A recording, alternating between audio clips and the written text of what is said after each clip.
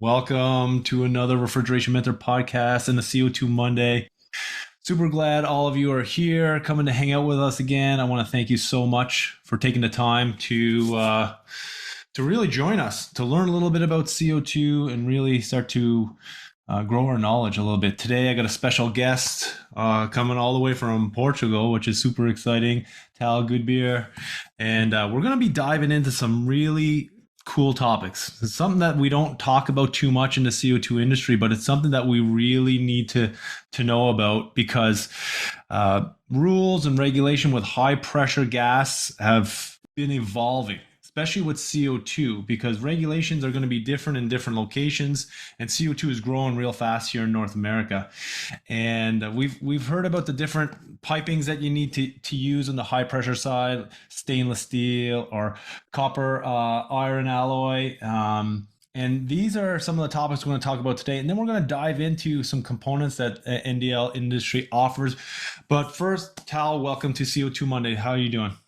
Thank you, Trevor. Appreciate you bringing me on board here. I'm great. Awesome. Tal, why don't you give us a little bit of history in yourself, how you got into the industry and how you got NDL kicked off? Yeah, honestly, it was a coincidence that I got into NDL. I knew one of the founders and became friends with him, and they looked for someone to join the company on the sales side, and that's how I started from on the sales. Most of the guys were engineers, and as you know, sometimes engineers don't do the best job on selling, but so they needed someone on the sales side, and that's how I joined, really. Awesome. Yeah. Awesome. So back in, I say, so since 1998, so back in 1998, CO2 wasn't as big as it is today. Uh, No. Valves weren't as big. They didn't even have a lot of the valves available rated for these high pressures. Why don't you talk about a little bit of the history of how you guys started with the different components? Because I know you from using your copper fittings. That's when I was doing supermarket installs. I've seen tons and tons of NDL boxes by doing tons of copper fittings, but that was on standard HFC fittings. And I'm sure you've seen the progression over the years because even before 410 came out, you had different copper than 410, and then now to CO2. What can you talk about that evolution of piping and fittings throughout the refrigeration industry that you've seen? Yeah, for sure. I can speak to the fittings more than the piping, but when we shifted from engineering into manufacturing in the late 90s, what we noticed, Trevor, is that um, in Canada, they were still using the regular copper fittings that you could hardly see the difference between a plumbing copper fitting and a refrigeration one. The standards were very close. But we noticed that in Australia and New Zealand back then, R410 started to become a big deal. And obviously, pressure went from regular R22 at 200 psi to 600 410. And really, people like you and contractors came to us and said, "Hey, can you spec something better here in Canada for fittings?" And we said, "Yeah, sure, no problem." And what there was a big problem because we couldn't find any fitting that would be really good in our minds to basically perform in the R410 category. So that's kind of where we decided, okay, we're going to do it ourselves. And that's how we started manufacturing copper fittings. And we basically designed the fittings to work with R410 to be heavier and thicker than regular fittings. And that was kind of, going from regular copper fittings R22 to a beefier fitting for R410. And later in 2000 and around 2008, when CO2 really started to kick in the US, we started looking at other options like copper alloy. Okay, why don't we talk a little bit just before we dive into it, the differences between like LKM coppers that should be used in refrigeration and air conditioning? Yeah, so type L copper tube is the normal copper tube that you basically use in most refrigerations. K and L come from I guess the plumbing and other industries, but because some of them have a thicker wall, you can use them in refrigerants like R410 because they can hold better pressure.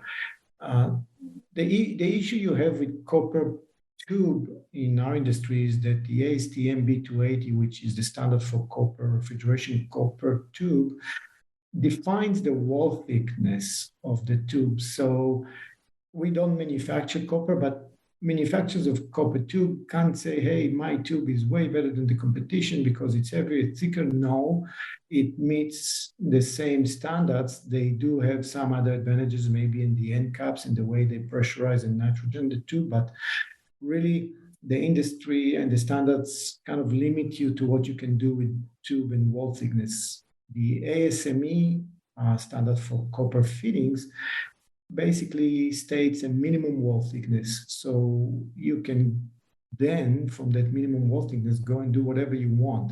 And that's why we were able to create basically heavier fittings.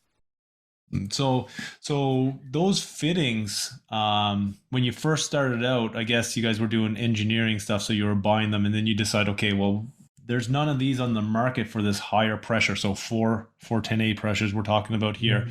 So then you design for a thicker elbow, and because there's short radius and there's long radius, and there's Yeah. different designs, right? So what did you start with? Did you start with right into the 410 refrigeration air conditioning side, or did you start in the plumbing? Because I'm assuming you do Yeah. fittings for both.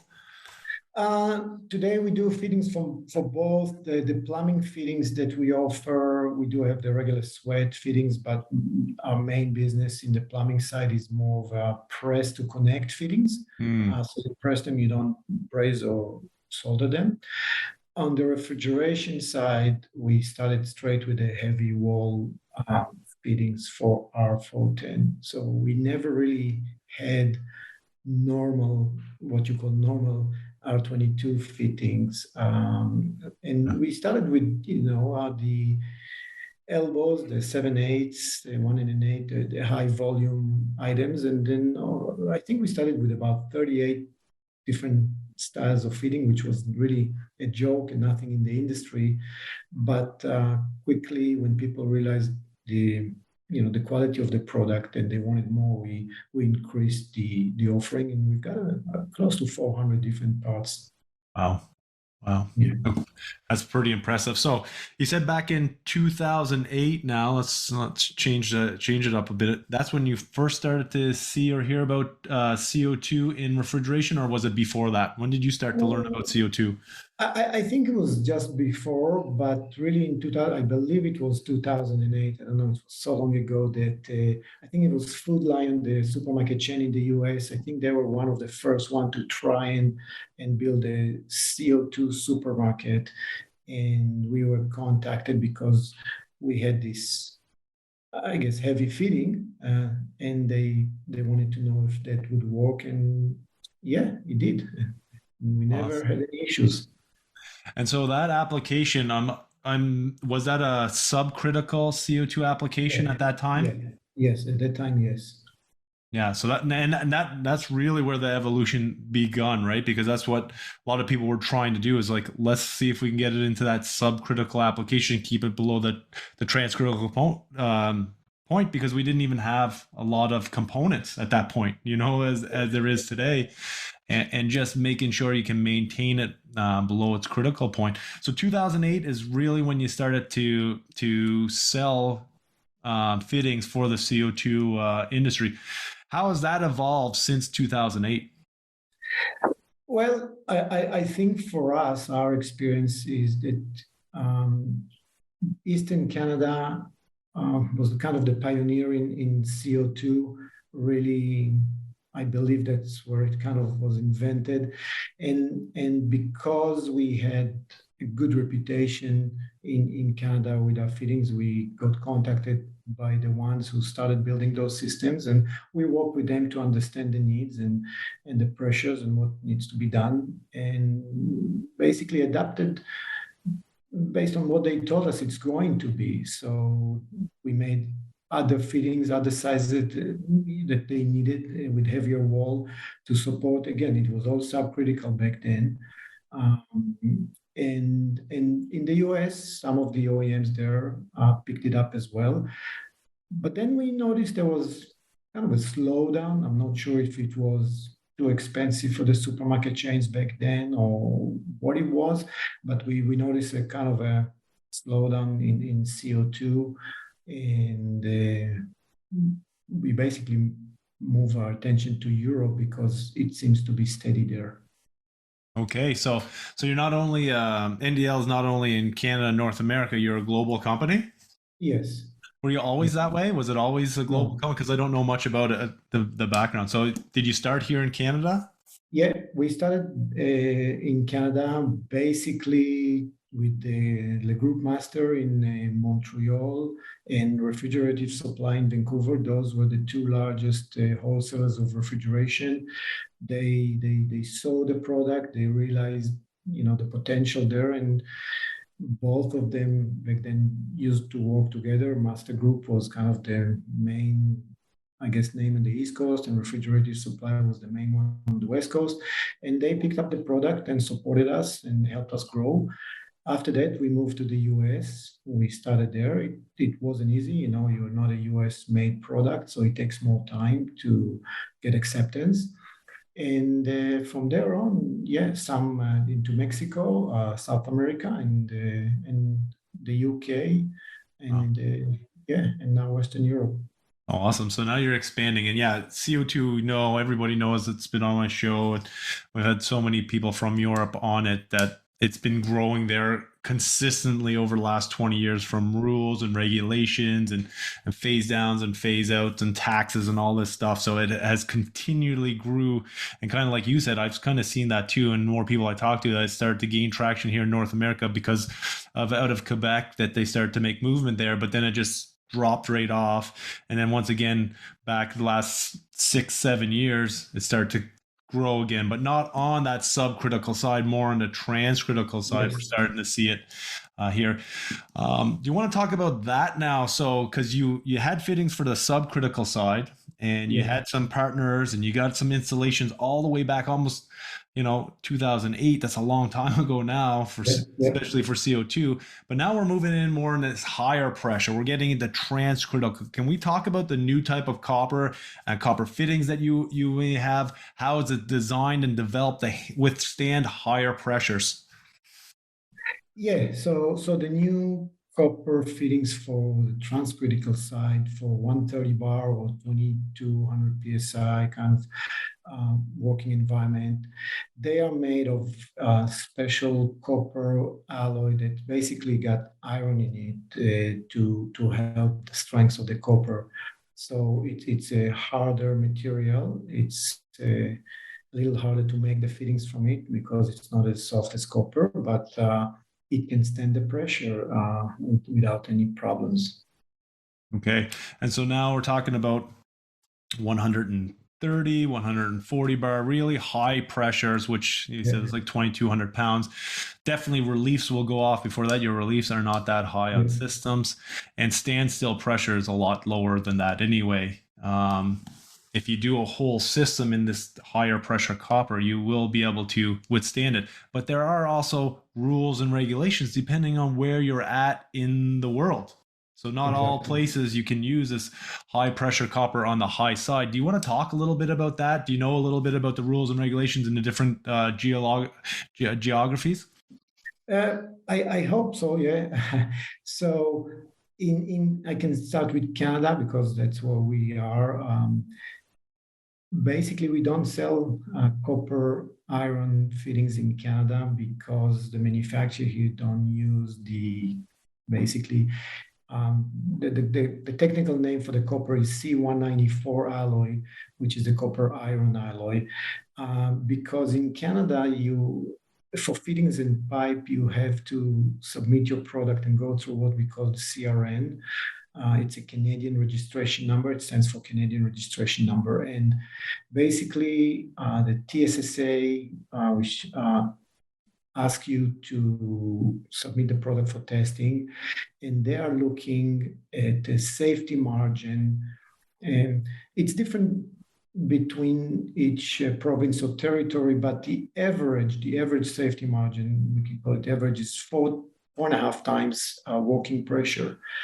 So, if we're talking about 2,000 pounds pressure, you need to be around 9,000 burst pressure. And because, as we spoke before, the ASTM standard defines the wall thickness of the tube, it's not a minimum. The tube probably won't make it. So really in Canada, most of the manufacturers, some of our clients like Carnot Refrigeration or LMP Systems, they're very advanced and they use stainless steel. Yeah. And that's what I see too. Like all the manufacturers here in Canada, I've talked to all of them. They all use stainless steel on the top side. Some of them do use high pressure copper or the copper alloy on their subcritical side. Yeah, But for the most part, all the field piping, all that stuff here is done in stainless steel. yeah, yeah, yeah. When you move to the US, now you're dealing with UL. And if we take the UL, you have several options to test your product with them. One of them is they require a 3 times safety margin and then a cycle test on the product. So now we're taking the same 2,000 psi requirement, and now you at 6,000 because it's 3 times, so you don't need the 9,000. So it's possible. It's possible then to pass with a tube, and therefore we can sell the fittings to the different OEMs. So yeah, it's different. And then when you move to Europe, it's even lower because some of it is actually self-declaration. You, as the manufacturer, say, yes, my product will perform in that environment. Or if you go through CE or the new standard that will come into the UK, it's the UK, basically CA.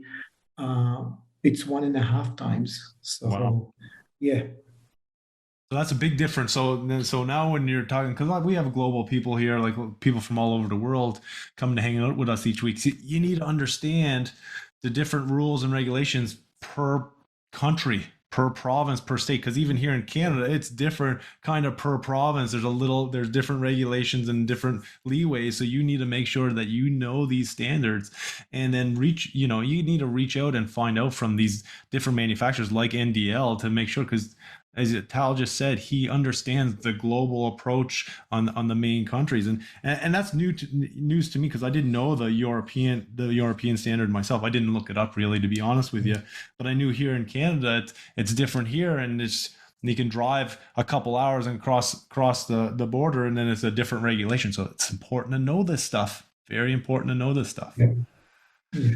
So you have fittings for subcritical CO2. You got fittings, high pressure fittings for depending on where you're at in the world, for transcritical side. What else do you have besides the fitting? Because I know when I looked on your website, I see you got different components that are rated for CO2. Yeah, so if I don't know if you can see the Yeah. screen here, yeah. So besides the copper fittings, either copper alloy, regular copper, we do manufacture stainless steel valves, if it's service valves, ball valves, or check valves. And again, we are rated at our own testing. We test before we submit to CRN. We want to make sure that we stand at 5 times safety margin. So these valves you're looking at held the pressure up to 700 bars. Wow. Yeah. So we're confident that this product is going to, perform in the system. That is fantastic. So, when did you start offering these CO2 valves and check? These were pretty much the last year were offered. It took us some time to figure out how to make it to stand that pressure in order to apply for the CRN. But for us, what we found out is that because, as we spoke, the regulation in different countries are different. If we could make this product to stand the CRN test, we would have an advantage in other countries because everywhere else it's much lower than the CRN. And like we said, in Europe, 1.5 times. I mean, you can see the difference, and the manufacturer in Europe can save a lot of money by making a product from brass body with a thinner wall because he only needs to make it to last 1.5 times the working pressure. We go to 5. So yeah, it's high quality stainless steel product.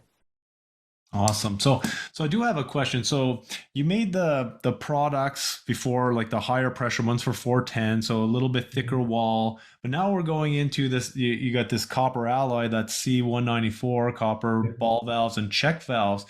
yeah. Did you also have to increase the thickness of the fittings as well as, say, the ball valves to meet that 700 bar, I guess, or when you put, I guess the 140 bar, sorry, service up Sorry. to Yeah. Okay. 140 Yeah. bar. Yeah. When you're working with the C194 copper, it's stronger copper, so you don't necessarily need to go uh, way off the normal size fitting in terms of wall thickness. Mm, But we did, and our fittings, when you compare them to some of the other manufacturer, they will be a little thicker, even though we use the same material. okay, because that's something I always did that I've been seeing more and more of when I'm matching up the regular standard refrigeration fitting to the new high pressure copper. They look kind of thicker, right? So, and I Yeah, want to ask you that if that's the case, because that makes a lot more sense. yeah. How have these been? Do you have a lot of these in the field, these ball valves and check valves? Not a lot, because, like I said, we started offering them not too long ago, but they are basically built on the design of our regular. Uh, we can show you here in a second. These valves, which Okay. is our regular refrigeration valves. And again, these valves were made to sustain the R410 and other refrigerants. So we already built them to work at higher pressure. These valves have a UL for 900 psi, which most valve in the industry range somewhere from 600 to 700. So we took the design and basically made a better, stainless steel better valve for the 140 bar. So the transition for us was easy, and we used Teflon seals inside, is in the regular ball valves, because people, when they were doing supermarkets and you do a refrigerant change, sometimes that new refrigerant, if you use neoprene or any rubber seals, they can dry the seals, and then you'll have leaky ball valves. Our valves all basically pure Teflon in them, so you can do as many refrigerant changes as you want. But knowing how to build it and knowing the technology, it was easy for us to take the inside components and basically make it from stainless steel. And So, and that it's a proven technology for us. Yeah, and that's good to know, because lots of people don't understand that too when you're doing, because a lot of retrofits are happening already over the last 5 years. There's so many refrigerant retrofits, and I've talked to countless technicians who've done a retrofit and they had massive leaks, not Yeah, understanding of that. So you're saying inside yours have you always had Teflon seals in them? always. Always. Always. When we design something, we try and do something better, so we can talk about it rather than fight on price with the competition. Yeah. So yes, always. And actually, even the Schrader core, there's no O-ring inside the core itself. It's Teflon. Wow, I didn't know Yeah, that. yeah, yeah, So, do all your manufacturing in North America, or you got different plants around the world that you do your yeah. manufacturing? It's basically almost three plants around the world that we do. Awesome. If we unfortunately can't make this in North America, you wouldn't be able to pay for it for Yeah, that kind of and quality. that's fair. That is fair. And so, do you guys plan on working at other products into your product line for CO2? Because I know right now you got the fittings, you Yeah, got the subcritical fittings, you got the high pressure copper fittings, you got the check valves, you got the ball valves. Do you guys yeah. plan on down the road starting to add a bigger CO2 portfolio? Yeah, so we are working on some. larger diameter 140 bar valves. The systems we see, there's requirements for bigger piping. So we, like DN65 size for the, European market. And maybe even larger. We on the regular refrigeration valves, the ones you see on your screen, for instance, we were the first to come up with a 4 and an 8 full port ball valve at the time, and still hold the pressure, of 700 psi. So again, we can take that technology and transfer it to stainless steel strong materials and produce larger CO2 valves in the future if there's a need for them. We are also basically just in the beginning, I guess, of working on a new fitting that might be, easier to use in the industry. As you know, stainless steel is very hard to weld. You need to have the skills to do that, and if you have an issue in the field, it's expensive to repair because you have to bring someone who knows how to weld stainless steel. If we can, I guess, solve that issue, then maybe we have a good product. So we'll see. Yeah, and I'm hearing this more and more. Like, I know here in Canada it's not so bad because a lot of the contractor have adapted already. We got CO2 transcritical across the country. So either on the refrigeration teams, they do have a stainless steel welder, or they are in contact and partnership with someone locally to do that stuff for the installation and things like that. But I've been hearing more and more that people would like to be able to go out and be able to braze it. What I think is that more refrigeration technicians will learn how to do some stainless steel brazing and welding, and that'll probably come into refrigeration programs down the road. It might be 5, 7, 10 years, but I think that's something that'll be included unless they change the regulations or something comes out that meets the standards here in Canada to be able to braze it in like we do now. Yeah. And look, we do talk to the main manufacturers, like we said before, Carnot or LMP, but technicians too. We're willing to listen because those guys work in the field. They see what's happening, and feedback from them is really important for us, so we can design better products. Yeah. I love it. I love it. Tal, I want to thank you so much for taking the time to share some knowledge with me. I learned a bunch of things today. How can people get to know more about NDL, find out more about you, and really find out about your CO2 product offering? Yeah, I guess they can always visit our website, send an email if they have a question, get in touch on the different social media platforms. We're on quite a few of them. We've got some training videos on YouTube, but yeah, a simple email. Introduce yourself, ask questions, give some feedback. We're always listening. I love it, Tal. I want to thank you so much for taking the time to hang out with us on the Refrigeration Mentor podcast and CO2 Monday. And I want to thank everyone for showing up today. If you do have any questions, you can shoot them in the chat. If not, you can reach out to NDL. You see their email there, as well as www.ndlinc.com to go find out more about their CO2 product offering. Tal, thank you so much. Thank you, Trevor. Appreciate it. And thanks everyone for hanging out with us. See you again soon. Hey, thank you for watching this video. I do hope it is bringing you a lot of value. If you are looking to grow and build your refrigeration teams and want them to learn CO2 refrigeration, head to the refrigerationmentor.com website, click to contact us, and let us know how we can build a culture around training inside your organization. Let's get a conversation going.